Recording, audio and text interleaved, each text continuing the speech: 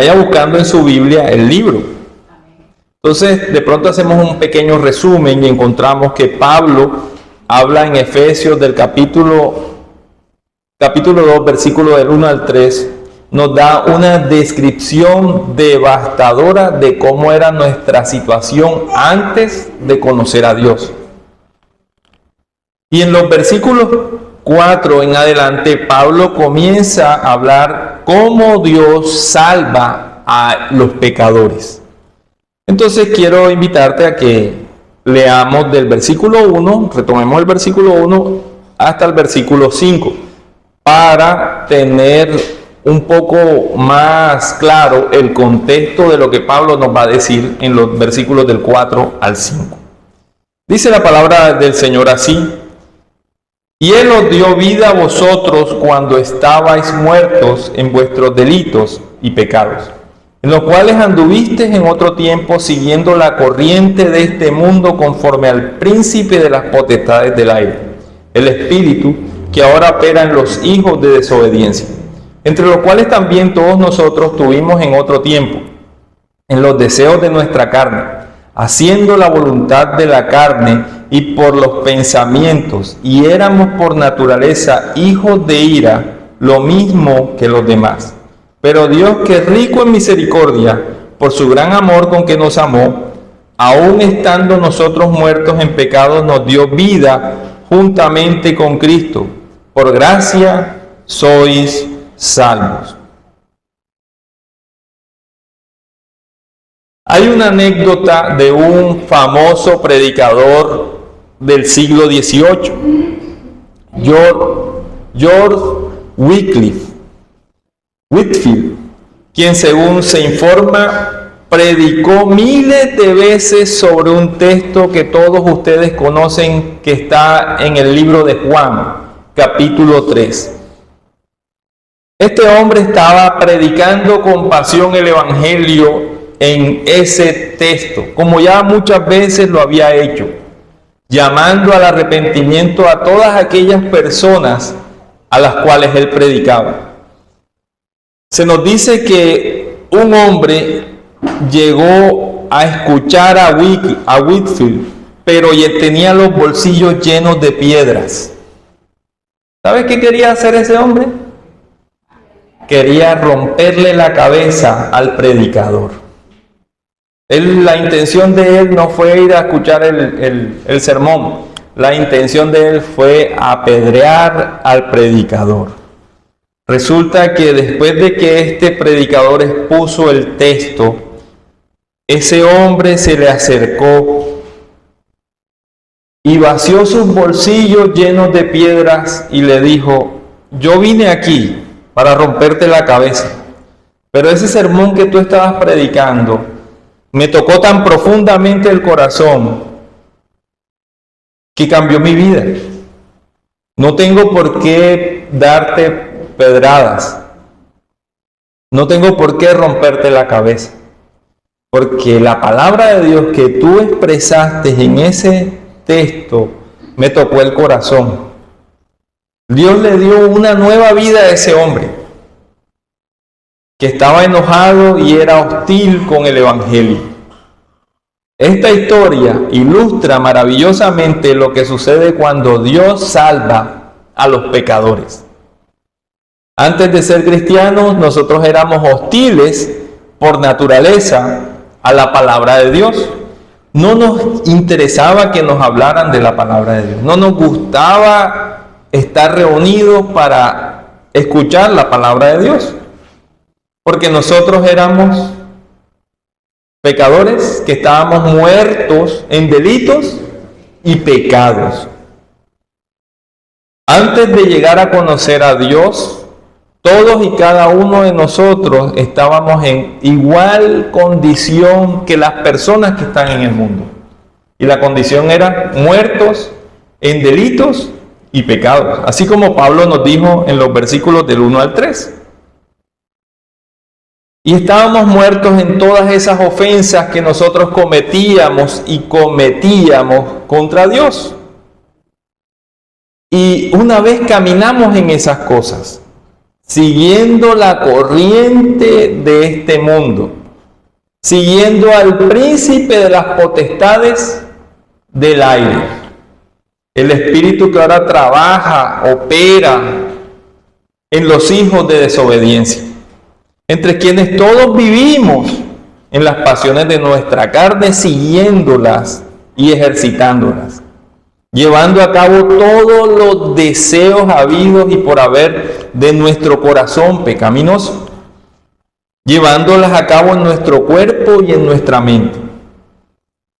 Y éramos por naturaleza, como dice el texto, hijos de ira, lo mismo que los demás. Pero de pronto tú ves que Pablo da un giro en el versículo 4, y yo quiero que tú mires ese versículo 4 y quiero que mires el título del sermón. Porque seguramente el título del sermón en este momento no te dice nada, ¿cierto? Porque Dios... Pero yo quiero que tú mires el versículo 4. Y quiero que analicemos esas palabras. ¿Por qué Dios?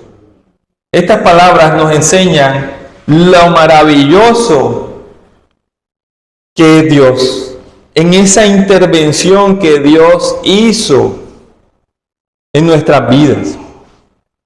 Como diría el doctor Martin Lloyd-Jones, lo siguiente: estas dos palabras en sí mismas, en cierto sentido, contienen todo el Evangelio.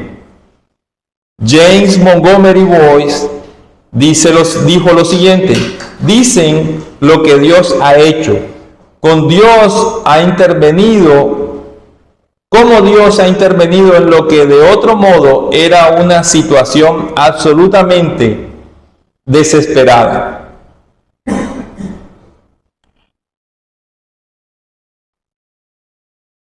Efesios 2 del 4 al 5 nos muestra cómo Dios, o por qué Dios salva a los pecadores.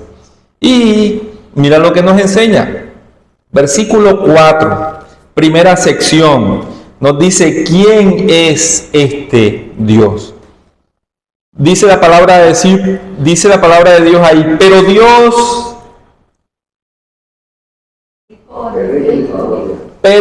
que es rico en misericordia. Pero no nos vamos a meter con la palabra misericordia por ahora, sino solamente vamos a centrarnos en ese Dios que está hablándonos el texto. Introduce en la salvación ¿a quién? Ese texto introduce en la salvación ¿a quién? Recuerden, vamos a hacer un pequeño examen. ¿Cómo comenzó Pablo la carta? Pablo comenzó la carta hablándonos de que la salvación estaba dada por las tres personas de la Trinidad: el Padre, el Hijo y el Espíritu. Uno escoge, el otro se ofrece, y el Espíritu Santo nos da a nosotros la aplicación de esa redención que Cristo Jesús compró. Entonces, de igual manera, Pablo recalca otra vez la Trinidad, pero esta vez enfatiza en el Padre, en Dios. La mayoría de la gente hoy tiene una idea de quién es Dios. Tienen una idea en el mundo de quién es Dios. Pero ese Dios que tiene la gente como Dios, no es Dios. Ese Dios que dice la gente que cree, no es el Dios verdadero. Tienen una idea distorsionada que no se ajusta a la Escritura, donde se revela quién es Dios. Algunos piensan que Dios es como esa figura del abuelo bonachón, barbón, que se compadece de ti y te da cualquier capricho que tú desees. Otros piensan en Dios como un Dios todopoderoso, austero, distante y que no se involucra con sus criaturas, que no se involucra con los hombres. Y por supuesto, todas las religiones en el mundo entero han creado un Dios a su imagen y semejanza. Podemos ver nosotros en la antigüedad, ¿quién eran los dioses griegos? Todos los dioses griegos eran hombres. Todos los dioses griegos exaltaban una cualidad de los hombres y enfatizaban una cualidad del hombre. No, que las cosechas del vino, entonces para los borrachitos vamos a inventarnos Baco para que ellos puedan recrearse y tienen su deidad.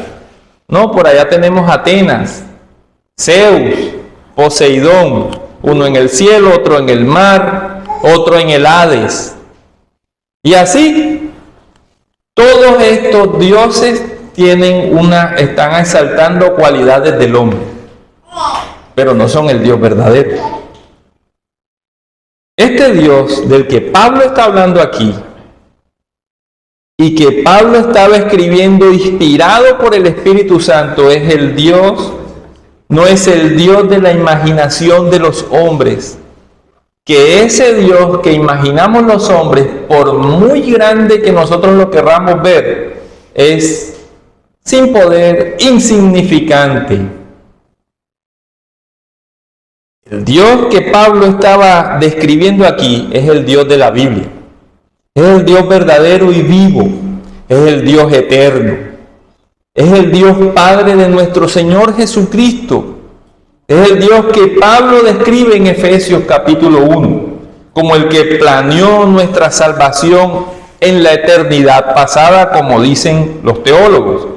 Él es el Dios como se describe en nuestro catecismo menor. ¿Y cómo lo dice? Dice así: un espíritu infinito, eterno, inmutable, en su ser, sabiduría, poder, santidad, justicia, bondad y verdad. Ese Dios es el que Pablo nos está hablando aquí, que no tiene que ver nada con la imaginación de la gente, que no se acopla a las ideas de las personas. Ahora, ¿qué más sabemos nosotros acerca de este Dios? Vamos a saber 3 cosas.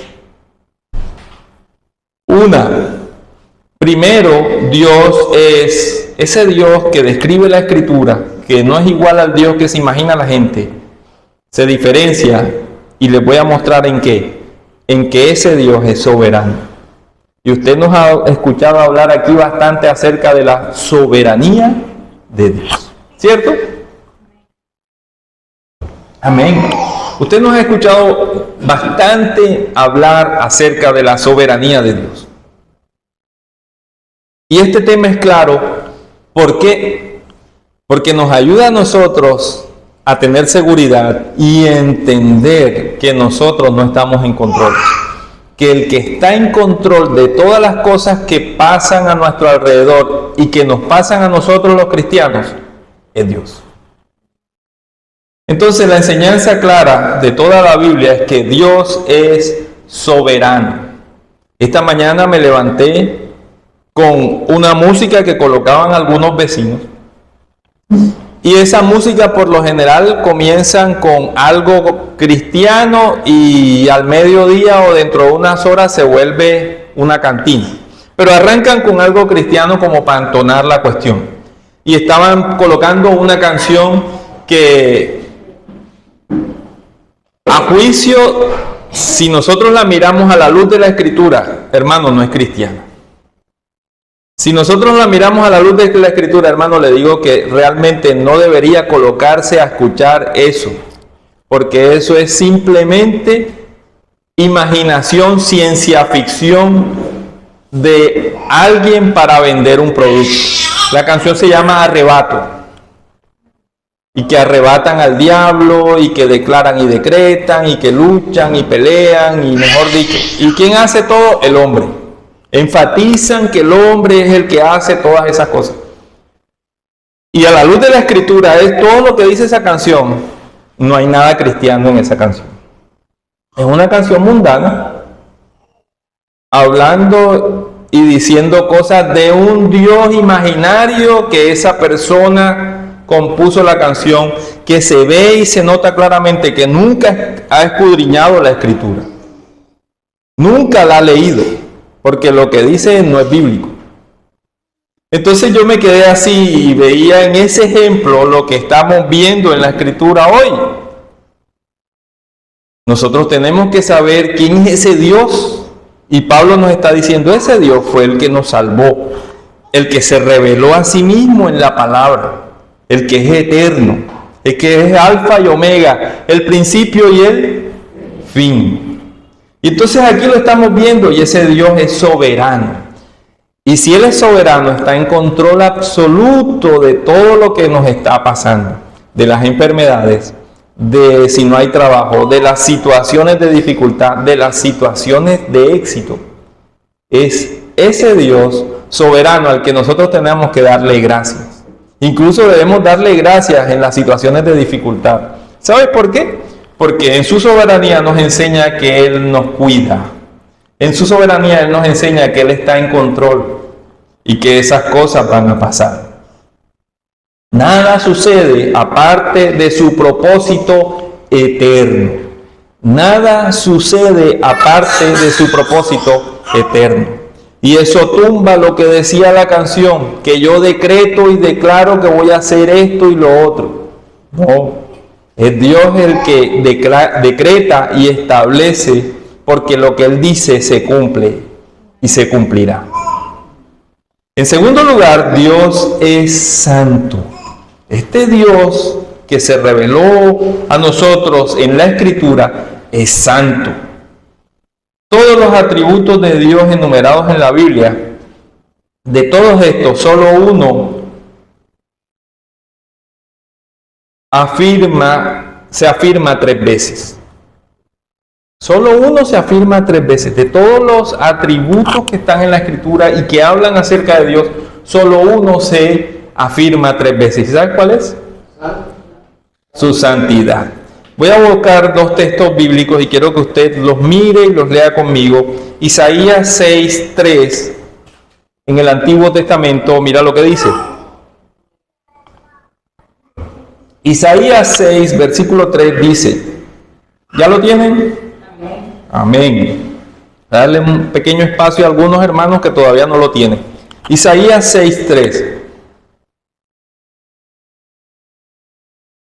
Dice la palabra del Señor así: y el uno al otro daba voces diciendo, vea conmigo, Santo, Santo, Santo, Jehová de los ejércitos, toda la tierra está llena de su gloria.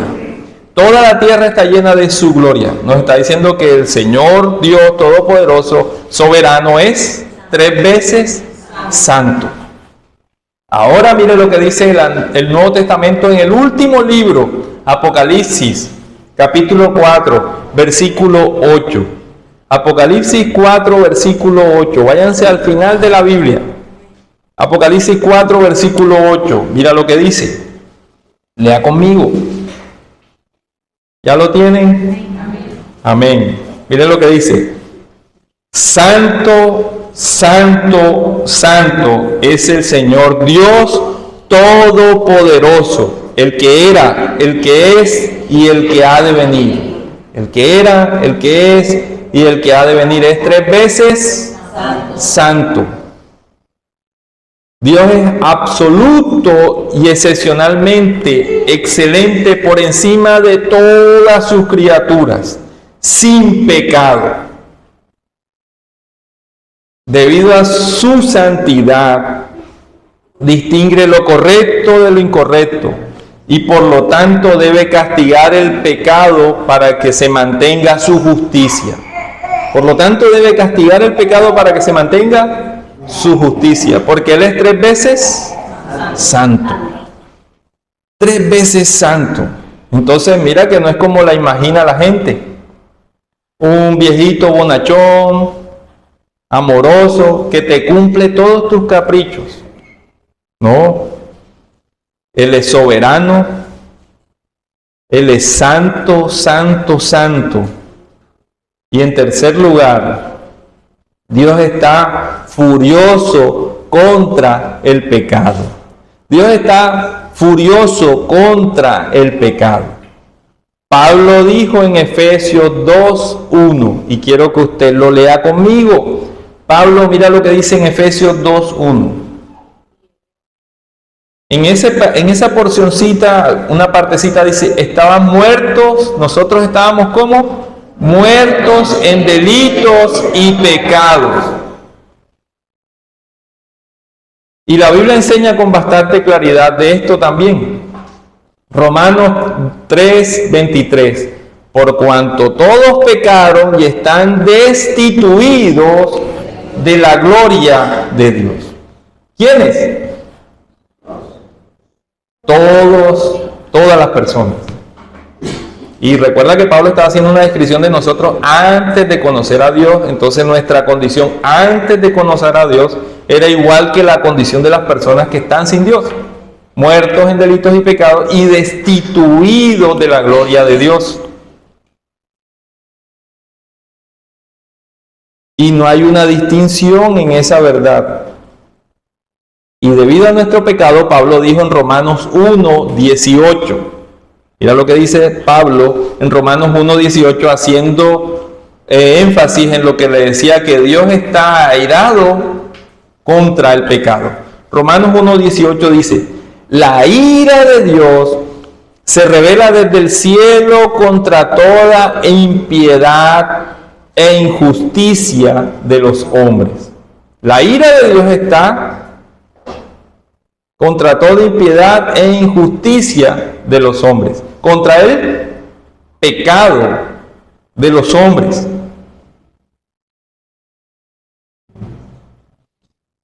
Como les dije anteriormente, mucha gente tiene una idea de Dios como el abuelo bonachón, alcahueto. Pero si nosotros miramos esta verdad, no es como la gente piensa. La gente piensa que solo Dios es amor. Y lo ponen detrás de los carros. Dios es amor. Y más nada. Pero ciertamente si nosotros miramos a la luz de la revelación de Dios, de donde Él se revela a nosotros, encontramos que Dios no es solo amor. Dios no es solamente amor. Ciertamente es un Dios de amor, pero también es un Dios soberano, santo y furioso contra el pecado. El mismo capítulo de Juan 3, mira lo que dice. Dice, Dios amó al mundo. Dios amó al mundo, a su creación. Y dice que dio a su Hijo unigénito para que todo aquel que en Él crea no se pierda, mas tenga vida eterna. Hay un pero. ¿Cuál es el pero de ese amor de Dios? Todo aquel que en Él crea. ¿Y cómo van a creer si están muertos? Tremendo, ¿verdad? ¿Cómo van a creer si están muertos? Pero Pablo nos estaba diciendo cómo iban a creer. Porque el Padre los escogió desde mucho antes de que formara el mundo o hiciera su creación, de que el Hijo iba a morir por eso que el Padre le entregó y que el Espíritu Santo iba a aplicar esa redención en ellos, en esos por el cuales el Hijo murió. Mira lo que dice Juan 3:36. El que cree en el Hijo tiene vida eterna, pero el que rehúsa creer en el Hijo no verá la vida, sino que la ira de Dios está sobre él. ¿Cuál era la condición entonces? De muerte, miseria. Y no solamente contento con esto, la ira de Dios está sobre el que rehúsa escuchar el Evangelio. Está sobre él. Y la ira de Dios estaba sobre nosotros. Este es el Dios soberano que Pablo estaba describiéndonos aquí. Pablo nos estaba recordando que a los cristianos, lo terrible y deplorable que era nuestra condición sin Cristo. En la condición en la cual estabas antes. A veces da tristeza a creyentes que me pone en duda a veces pensar si son creyentes. Que dicen, yo estaba mejor antes en el mundo, tranquilo, vivía feliz. Me recuerda a los israelitas en el desierto cuando salieron de la esclavitud de Egipto. Iban caminando por el desierto y decían, pero es que allá teníamos las ollas de carne. Sí, pero no te acuerdas que eras esclavo y te daban rejo. Y estabas subyugado, acá vas a estar libre, vas a la tierra prometida. Pero pensaban en las ollas de carne, los guisos. Y creyentes que están aquí, pero dicen, pero hermano, es que yo el carnaval, hermano. Yo quiero ir allá, echarme maicena y agua y estas cosas. Y le da nostalgia. Le da nostalgia porque no está allá. Hermano, ¿qué nostalgia te va a dar estar allá si era una situación terrible? Miserable. La ira de Dios estaba sobre ti. Arrepiéntete, hermano. Deja de pensar así.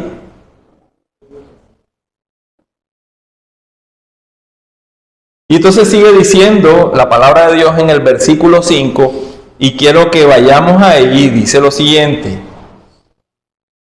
Ya vimos quién es este Dios, y ahora vamos a ver qué ha hecho este Dios.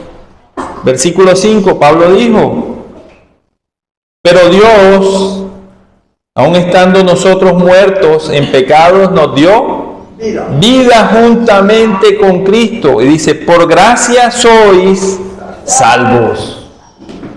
Por gracia sois salvos. Estábamos en una condición terrible espiritualmente. Estábamos muertos en nuestros delitos y pecados y en nuestras transgresiones. Y como dije el domingo pasado, éramos zombies, que parecía que estábamos vivos, pero espiritualmente estábamos muertos. Y podías hacer las cosas de la vida, tener familia, estudiar, cocinar, comer, pero si no tienes a Cristo en tu corazón, estás muerto. Estás muerto.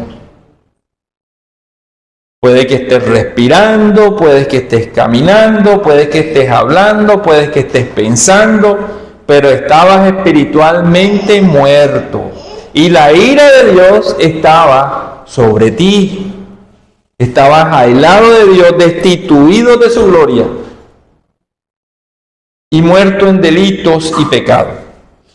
Pero Dios, qué palabra maravillosa, pero Dios, incluso cuando estabas muerto en delitos y pecados, Dios nos dio vida juntamente con Cristo Jesús.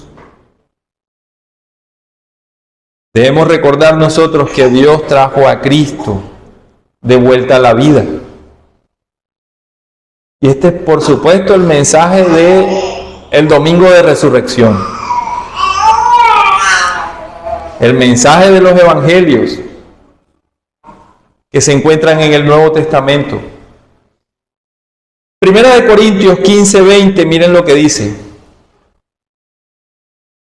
Mira lo que dice, como para que nos enfaticemos en esto.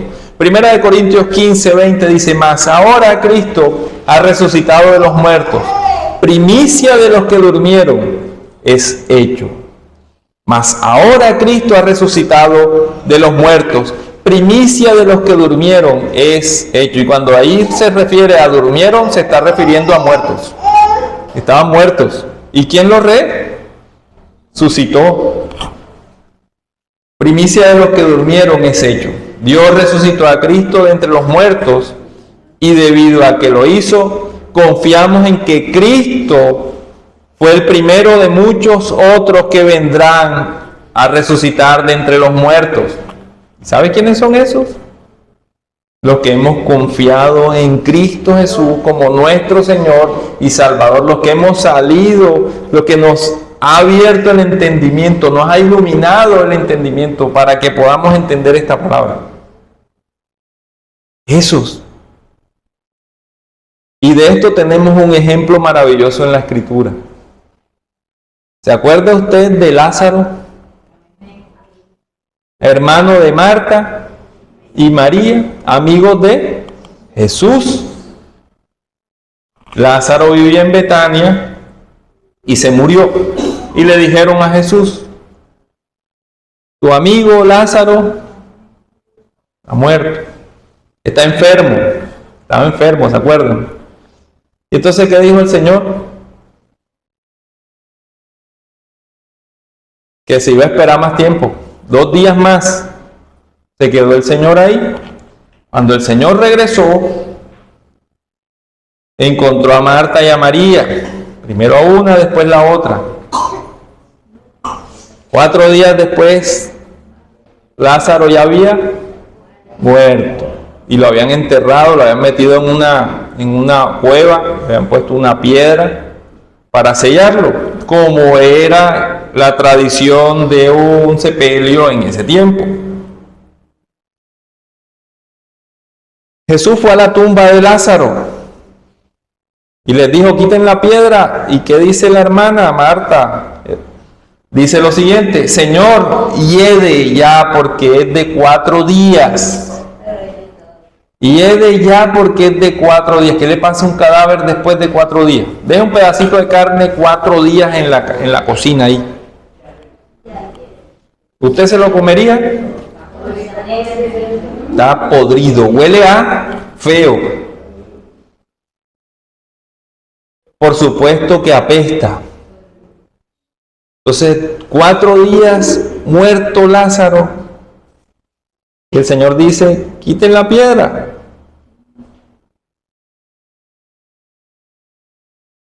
Después de la oración, Jesús gritó a voz alta y dijo: Lázaro, ven fuera.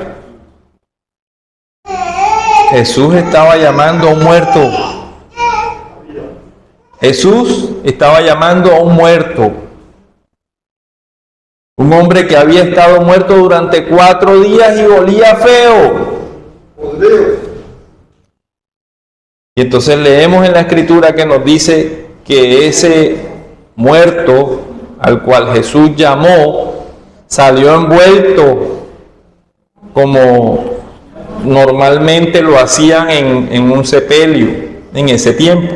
Salió todo envuelto como una momia, atados los pies y las manos y todos los linos esos que le habían colocado. ¿Y qué dijo Jesús? Mira lo que dijo Jesús: un hombre muerto que apesta. Leemos: el hombre que había muerto salió con las manos y los pies atados, en Juan 11:44, salió con las manos y los pies atados con tiras de lino y su cara envuelta con un paño. Jesús les dijo: desatadlo y dejarlo ir. Desatarlo y dejarlo ir. Hermanos y amigos, esto fue lo que pasó con cada uno de nosotros cuando escuchamos el Evangelio, porque estábamos muertos en delitos y pecados, estábamos como Lázaro, no podíamos hacer absolutamente nada para salvarnos, era imposible, estábamos imposibilitados. ¿Por qué estábamos imposibilitados? Porque estábamos muertos, y un muerto realmente no puede hacer absolutamente nada.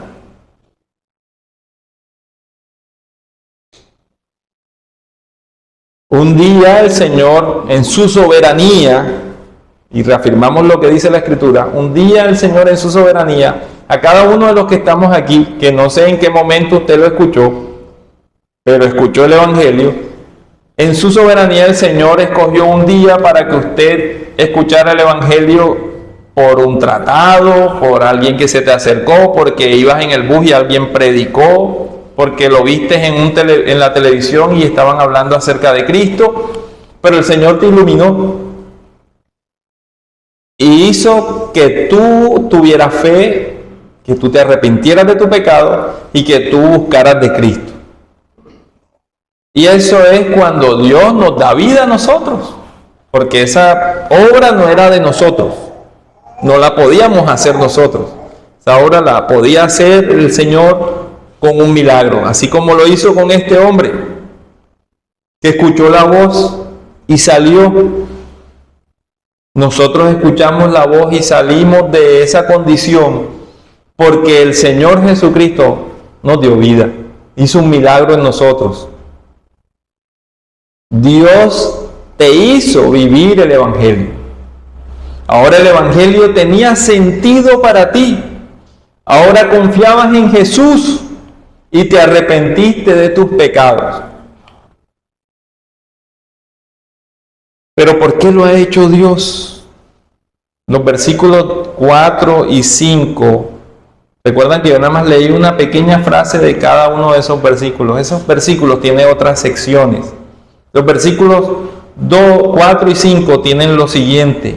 Nos dicen por qué lo hizo Dios.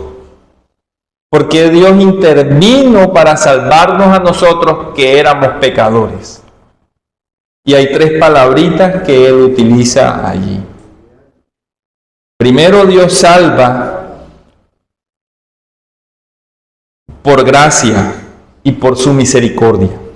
Pablo lo dice en el versículo 4, la segunda sección dice, pero Dios que es rico en misericordia. La palabra misericordia significa mostrar compasión, extender ayuda por la consecuencia del pecado. El término general es tener compasión o misericordia de una persona en circunstancias infelices. Esa era la condición de nosotros, era infeliz. Y nosotros que éramos infelices, que estábamos viviendo esa circunstancia infeliz, estábamos muertos y el Señor nos dio vida. El Señor, que es rico en misericordia, intervino a nuestro favor. Intervino en nuestra circunstancia infeliz e hizo algo para revertir todas estas cosas y darnos a su Hijo Jesucristo. Y nos dio vida, nos salvó.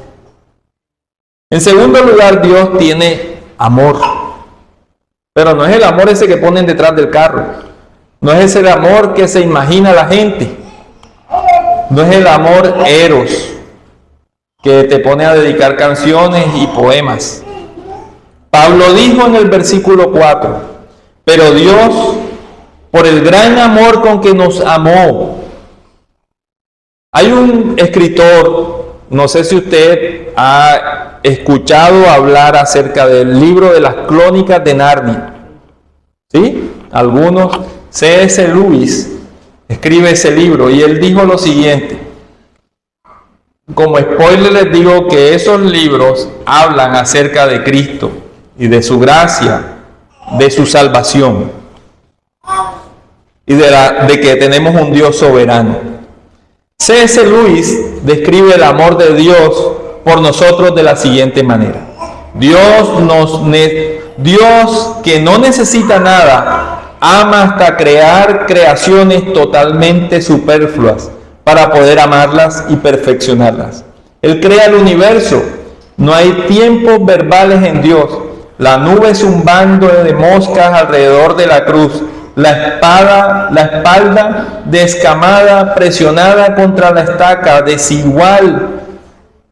Esos clavos tortuosos en las manos y en los pies nos conducirán a través de los nervios mesiales, la tortura repentina en la espalda y los brazos para tomar aire.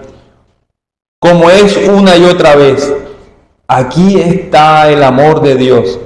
Este es el diagrama del amor mismo, el invento de todos los amores. Cristo Jesús, santo, santo, santo, inocente, sin pecado, se encarnó como nosotros y sufrió en una cruz el oprobio para tomar sobre sí nuestra desdicha, nuestro pecado, y recibir la ira de Dios que nosotros merecíamos, y con su sacrificio darnos a cambio a nosotros justificación y gracia. Y eso lo hizo el Señor por amor. Y ese amor es el que la palabra de Dios nos está hablando. No es el amor que la gente piensa, eros, o el amor que ponen detrás de los carros en un escrito. Este es el amor de los amores. Cristo Jesús nos dio vida y murió por nosotros a su tiempo. En tercer lugar, Dios nos salva por gracia. Pablo dijo en el versículo 5, por gracia sois salvos. La palabra gracia es una palabra importante para nosotros aquí y para Pablo. La usó 86 veces en sus cartas. Y aquí la usó 2 veces, casi de la misma manera. Y en el mismo párrafo. Versículos 8 y 9. Mira lo que dice. Porque por gracia sois salvos por medio de la fe, y esto no es de vosotros, no es de ustedes, pues es un don de Dios. Y dice, no por obras para que nadie se gloríe. La gracia se define como un favor que no merecemos. Y esa gracia fue la que el Señor nos dio. Nos dio un favor inmerecido, nos dio un regalo. Nos dio un regalo que no merecíamos, porque éramos iguales que los demás. Nos dio su amor y su misericordia a través de la obra completa de su Hijo. Encarnación, ministerio, muerte y resurrección. Nos dio de su Espíritu Santo para que morara en nuestros corazones. Y nos hizo unas nuevas criaturas. Y las cosas viejas pasaron y aquí todas son hechas nuevas. Entonces, porque Dios intervino y nos salvó. En estos versículos Pablo dijo que fue por la misericordia, el amor y la gracia de Dios. No fue por nosotros, o porque nosotros pudiéramos obtener eso. Fue por su amor, por su gracia y por su misericordia. Dios actuó de la manera que lo hace con nosotros los pecadores. No lo actuó de la manera que lo hace porque nosotros tuviéramos algo bueno, porque no teníamos nada bueno. Lo hizo porque quiso.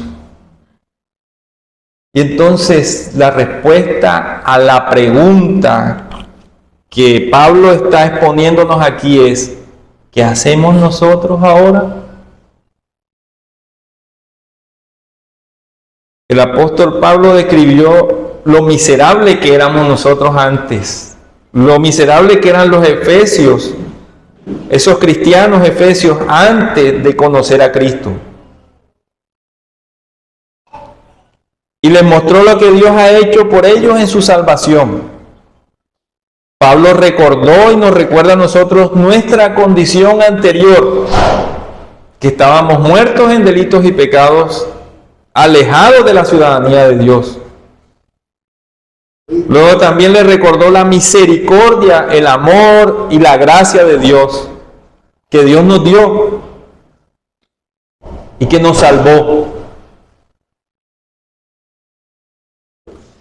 y que esas verdades que Dios nos dio tocan nuestros corazones.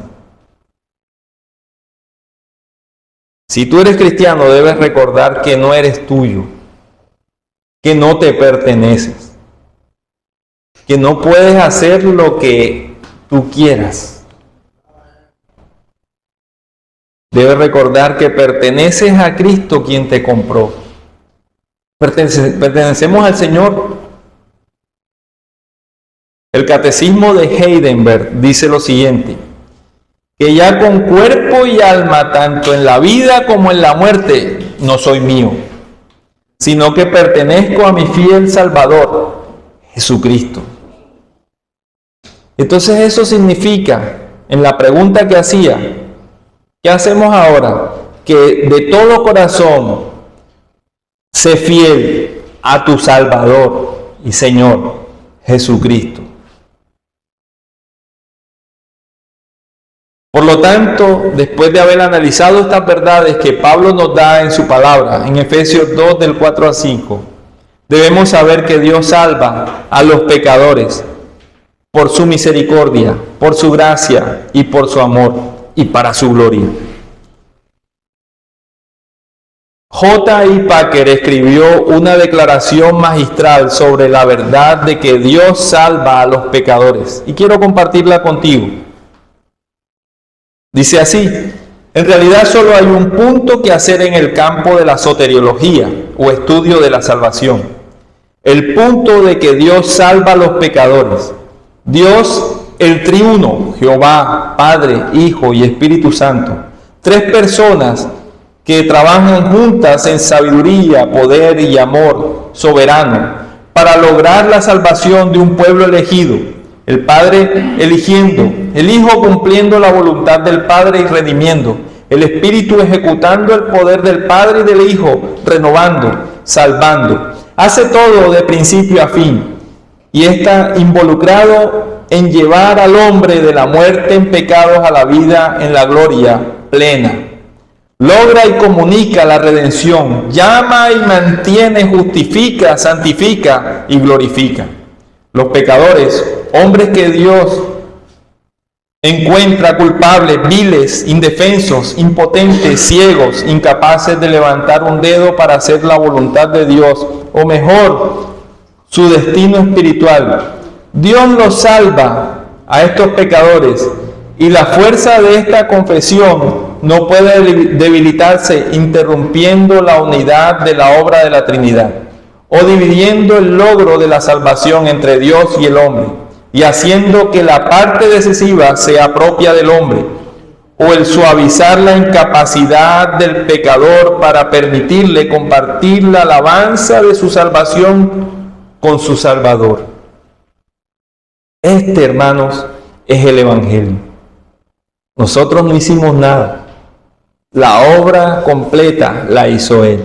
Y la respuesta de nosotros a esa obra es de agradecimiento, gratitud, fidelidad, compromiso con el Evangelio. Porque no pertenecemos a nosotros, pertenecemos a Cristo por la eternidad. Que el Señor nos ayude, hermanos, a tener clara esta verdad en nuestras vidas. Que el Señor nos ayude a nosotros a poder vivir vidas que le agraden y le exalten a Él. Le invito, hermano, a que se ponga en pie y que oremos y demos gracias a Dios por su palabra. Amado Señor Dios Todopoderoso, Padre, te damos gracias porque nos permites, por medio de esta obra maravillosa, que tú nos diste desde la eternidad pasada.